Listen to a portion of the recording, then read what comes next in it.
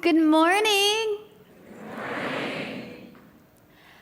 Thank you to Sam for that wonderful introduction. I also want to say thank you to Andrea Street for welcoming me here and helping me share my story with this community. As Sam mentioned, I'm deafblind, so I can't see audience members and I can't really hear audience feedback. So what I'm gonna do is I have a braille display, a small computer with digital dots on the bottom. And my interpreter, April, is sitting on the side, watching audience members and typing feedback. So if people are smiling and looked engaged, she'll...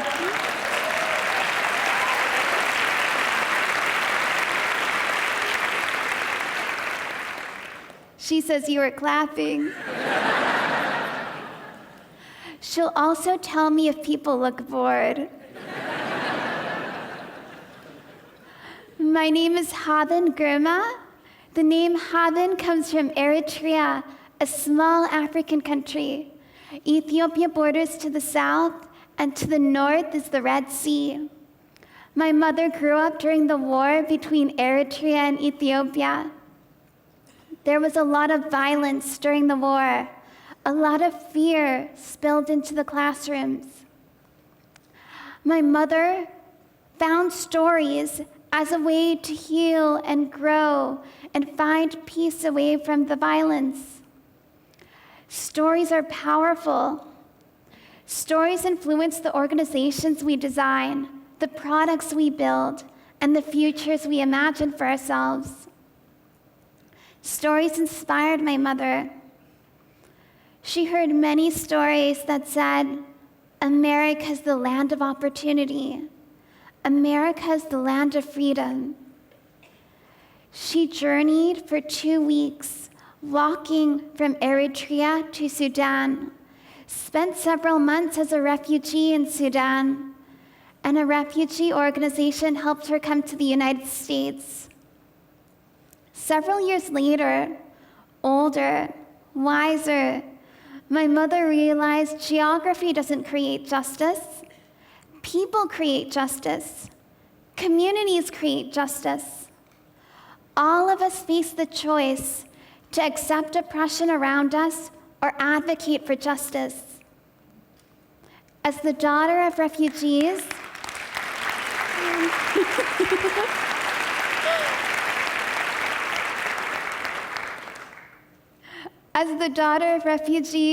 a Black woman, disabled, stories sometimes say my life doesn't matter. I choose to live a story that says my life does matter, and disability or refugee status or the color of my skin won't determine my story. We all have the power to create our own stories. And in particular, for disability, I choose to believe that alternative techniques are equal in value to mainstream techniques. So for everything in my life, from reading to public speaking, I've found alternative techniques that allow me to access information in a different way, but that different way is equal in value to the mainstream way of doing things. For example, a lot of people read books with their eyes, print. I found that I can read books through Braille by using my fingers. Walking around, I can use a guide dog. Maxine is my guide dog. She's been trained to guide around obstacles. I've been trained to use a white cane. I salsa dance. I can't hear the music, but I can feel the beat through the people I dance with. These are all alternative techniques. Many people don't hear these stories, but they're important stories. Many of you have to make decisions about which stories you highlight. And whenever possible, it helps our community if you choose to highlight different stories. Stories that remind us that different ways of doing things are equal in value to mainstream ways of doing things.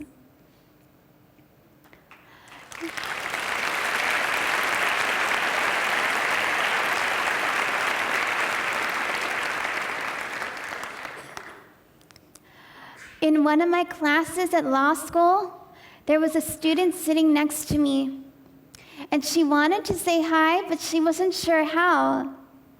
She waved hi, but I couldn't see it. She voiced hi, and I couldn't hear it. It was our first day of international law class, and she wasn't thinking about international law. She was thinking about how to get my attention. She did the most logical thing for a student. She went onto Facebook and sent me a message saying, "Hi, Haben, I'm sitting right next to you."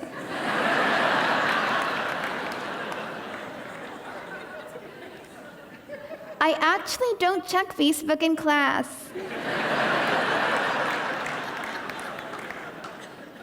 After class, I saw the message, and I reached out to her and explained how I communicate. If she types on the keyboard, I'll be able to read her words on a digital braille display. When people meet me, the first question they ask is usually, "How do you communicate?"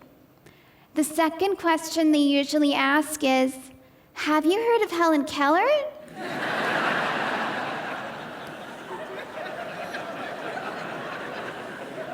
Yes, actually.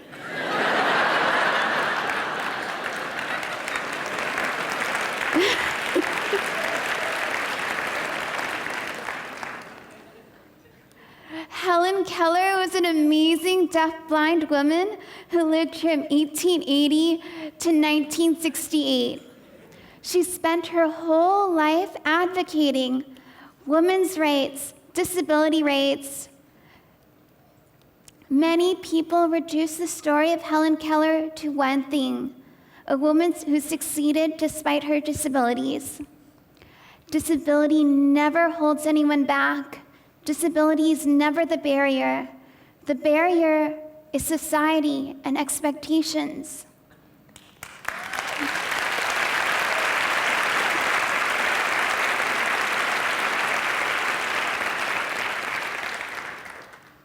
Helen Keller, when she was looking for a college to attend, Harvard wouldn't admit her. Back then, Harvard was only for men. Helen's disability didn't hold her back. She was brilliant and hardworking. Her gender didn't hold her back. Women are brilliant and hardworking.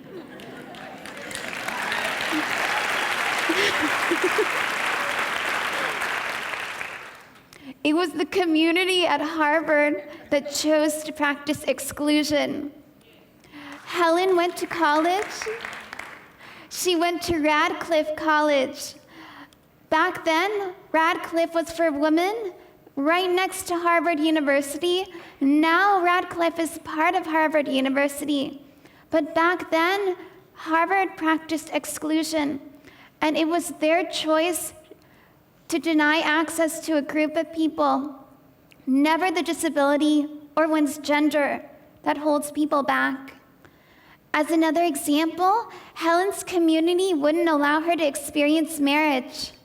Helen fell in love, secretly got engaged, but her family forcibly prevented her from marrying the person she loved. Helen's disability didn't stop her from feeling love. She wrote extensively about love, but her family, her community, prevented her from marrying the person she loved. All the barriers that exist are created by people, and it's up to all of us to choose to remove these barriers. When I was in college,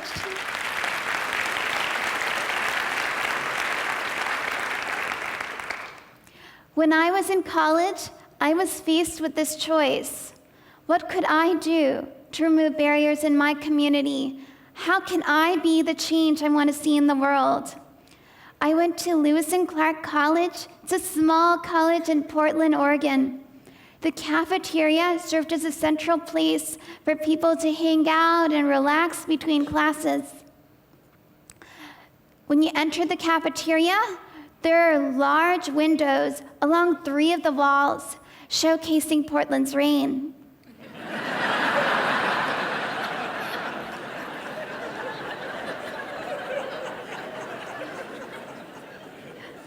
Along the 4th wall were food stations, and people would enter the cafeteria, browse a print menu, and then go to their station of choice. As a blind person, I couldn't read the menu. My disability wasn't the problem. Disability is never the problem. It was the cafeteria's choice to provide the menu only in print. So I went to the manager and I explained, this menu is inaccessible. Can you provide it in Braille or digitally so that I can use a screen reader to access it? And he said, sorry, we're too busy. Stop complaining and be more appreciative. I don't know about you, but if there's chocolate cake at Station 4 and no one tells me, I don't feel appreciative.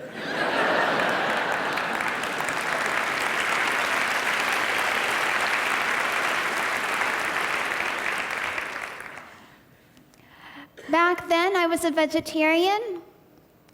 I would go to a random station, get food, find a table, try the food, and there'd be an unhappy surprise.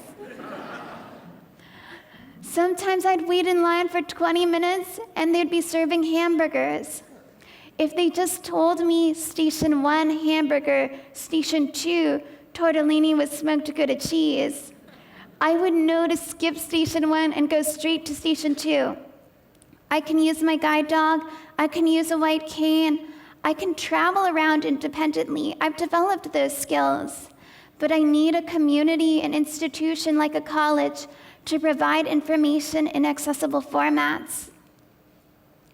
For the first few months, I just tolerated the situation. I told myself, at least I have food. Many people around the world struggle for food. Who am I to complain? My mother spent 10 months as a refugee in Sudan, and I was getting an education in Portland, Oregon. Who am I to complain? I thought maybe the manager was right. Maybe I should stop complaining. And I went to my friends and I talked to my friends about the situation. And they told me, it's my choice. It's my choice to accept the situation or advocate for more opportunities and greater access. All these small decisions make a huge difference. If we want to shatter the glass ceiling, we need to start with the small steps to make our whole community inclusive. I had a dream of being a part of the disability rights movement. I had a dream of becoming a lawyer and making a difference for people with disabilities. I had a dream of eating that chocolate cake.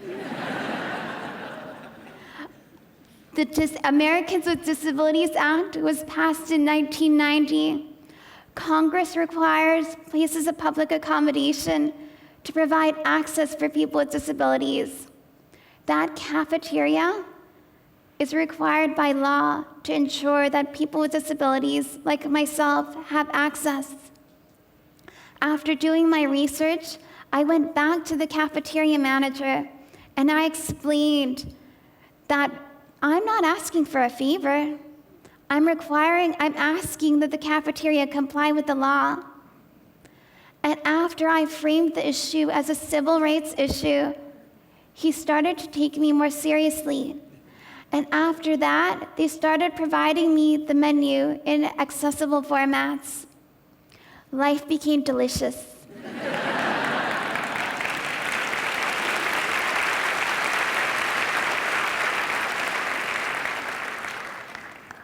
The following year, another blind student came to the college. He didn't have to fight for access. He had immediate access to the cafeteria menu, and he could make informed food choices.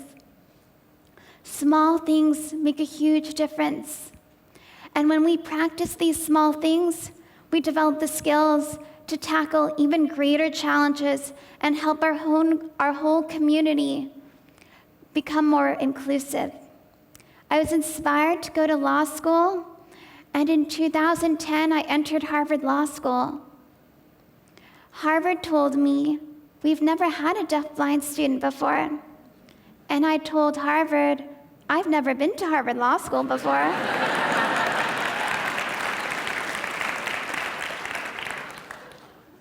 We didn't have all the answers, but we pioneered our way using assistive technology and high expectations. It's okay to not have the answer as long as you try. Try one solution. If that doesn't work, try another solution. And we kept doing that. And in 2013, I graduated and now work as a civil rights lawyer, helping people all over the world. And it all comes down to these small choices. Which stories do we elevate? What do we believe about access and inclusion? These small choices make a huge difference. The dominant story of disability is that of challenge and overcoming. I believe that disability is about opportunities for innovation and growth. I want to show you a photo that demonstrates how disability drives innovation and shows that inclusion is a choice. Next slide. So we have a photo where President Obama is standing at a table typing on a Bluetooth keyboard, and I'm standing on the other side of the table reading from a digital Braille display. President Obama usually communicates by voice.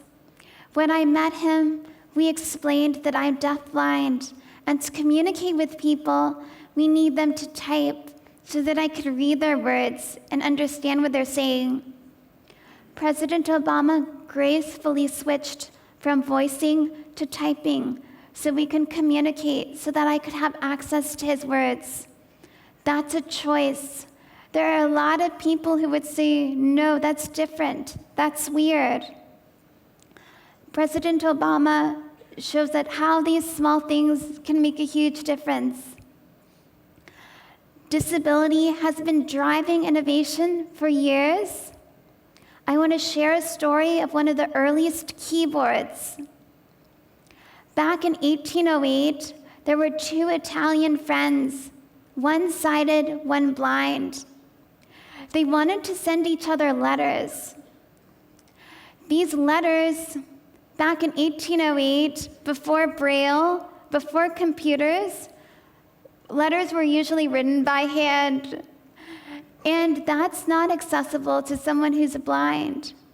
So they thought, what can they do so that the blind friend can write letters to her sighted friend? You might think, oh, she could speak the letter and someone else would write it down. But these letters needed to stay private. They were love letters. So they thought about it, and eventually Tori, the name of the Italian, built one of the first working typewriters. He built this so that a blind woman would have the ability to write letters independently and privately. Behind many of the innovations throughout history is someone with a disability. We rarely hear these stories. Disability drives innovation. And if we have the opportunity and the choice, we need to help highlight these stories so that we all know that one of the benefits of making our communities inclusive is innovation. Next slide. All around the world, deaf communities have been looking at different ways to communicate, and they've developed sign languages. Every community has their own sign language. The dominant one in the United States is American Sign Language. In other parts of the world, we have, in France, there's French Sign Language. Across the pond in the UK, they have a completely different language called British Sign Language, and it makes no sense to me. So people with disabilities have developed these forms of communication, and for deaf-blind individuals, they hold a hand over another person's hand to feel the signs.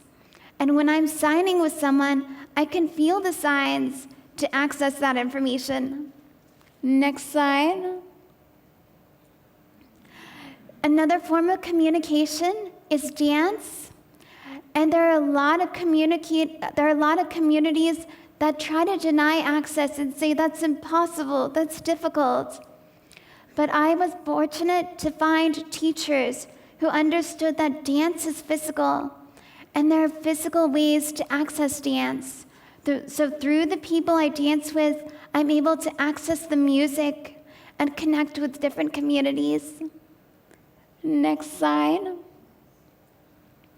Museums are great spaces to explore all the different ways we can communicate information. Touch is a powerful form of communicating information. We have a photo from a museum in Madrid. And this museum has a tactile sculpture of the Eiffel Tower. When I was 22 years old, I went to Madrid on vacation, and I learned what the Eiffel Tower feels like for the first time. All my life I'd heard about it, but often it's only portrayed in pictures, in movies. And not until I visited that museum in Madrid did I actually feel what it feels like. I'd love to see more museums providing information in physical formats. This is your choice. You have the power to elevate more stories. And when you highlight information in multiple formats, touch, visual, audio, you share stories with even more populations. People with disabilities are the largest minority group. In the United States, there are 57 million people with disabilities. Around the world, it's 1.3 billion people. So you reach more people when you highlight these stories. One format that is helpful is digital format. Digital starts at ones and zeros, and you have the power to convert that into multiple accessible formats. Blind individuals access digital formats through screen readers. And I'm going to share a short video that highlights how screen readers work. Next slide. A screen reader is a program that converts graphical information to speech or digital braille. The screen reader on the iPhone is called VoiceOver. VoiceOver also works on the Mac, iPad, and the Apple Watch. So when I'm using my phone, I use VoiceOver. VoiceOver can speak out loud and send information to the digital braille display. News. Checking for news. National Geographic. Unread. World's largest rodents on lam from Toronto Zoo. I'm panning right on the braille display using the advanced forward button. If I wanted to instead use hand gestures on the iPhone, I could flick right with one finger. To open an item, I can double tap anywhere on the screen. Text size. Caption. Title. Title. World's large title. After escaping from the High Park Zoo in Canada, 2 capybaras have eluded capture by Jason Biddle. Published June 9. Most people do their best to avoid rodents of unusual size. But after a pair of capybaras escaped from Toronto's High Park Zoo on May 12. Alert. Gordon. Hi, I'm at the door. Sushi. Pot of food. Fish cake with swirl design.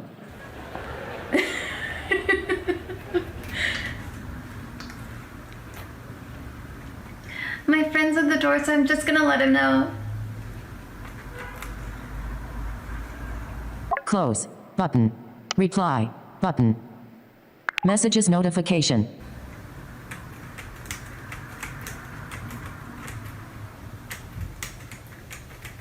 hang in there.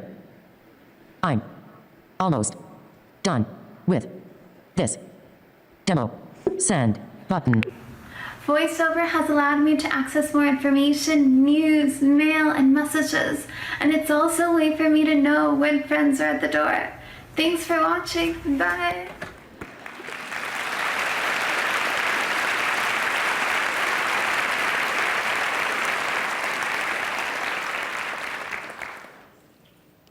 So blind individuals access computers, mobile phones, digital technology through screen readers. And when you program your digital services to be compatible with screen readers, more people can access them. We're not asking for a separate website and app for blind people. We want one mainstream service that everyone can use. And you can share with your digital team that there are guidelines, the Web Content Accessibility Guidelines, and Android and Apple mobile accessibility guidelines to ensure that your digital services are accessible to everyone. The deaf community uses captions. Captions are text that appears on screen to provide access to audio content on videos. Another feature is assistive devices. Like Braille displays, there are 100 different kinds of Braille displays. People use other assistive devices too. Switch control helps individuals with limited mobility, maybe not able to use hands to use a standard keyboard and mouse, so they'll use switch control. These are some of the basic accessibility features that exist now. Keep innovating. By highlighting stories of disability driving innovation, you help other people continue to choose more features and design more products. This is what we have now, but there are more features that can come up in our future. Next slide. Lots of benefits for choosing inclusion. One, you reach more people. 57 million Americans with disabilities and 1.3 billion people with disabilities around the world. When you make your services accessible, it's easier for people to find your services. You increase content discovery. When you add captions to videos, more text is associated with the videos. When you add image descriptions to your photos online, more text is associated with those photos. So when people do keyword searches, it's easier to find your product, your exhibit descriptions, online services, because of the additional text.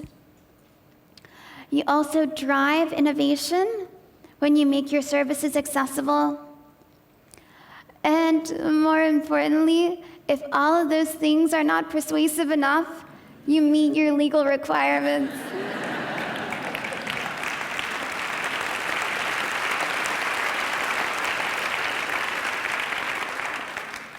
Museums are places of public accommodation under the Americans with Disabilities Act, so please do make your spaces accessible to people with disabilities. Next slide. My name is Haben Girma, and I'm going to be available at the AEM booth to take additional questions, meet with people. You're also welcome to reach out to me through social media, Facebook, Twitter, LinkedIn, my website. Please continue sharing stories of disability as an asset and driving innovation. Thank you.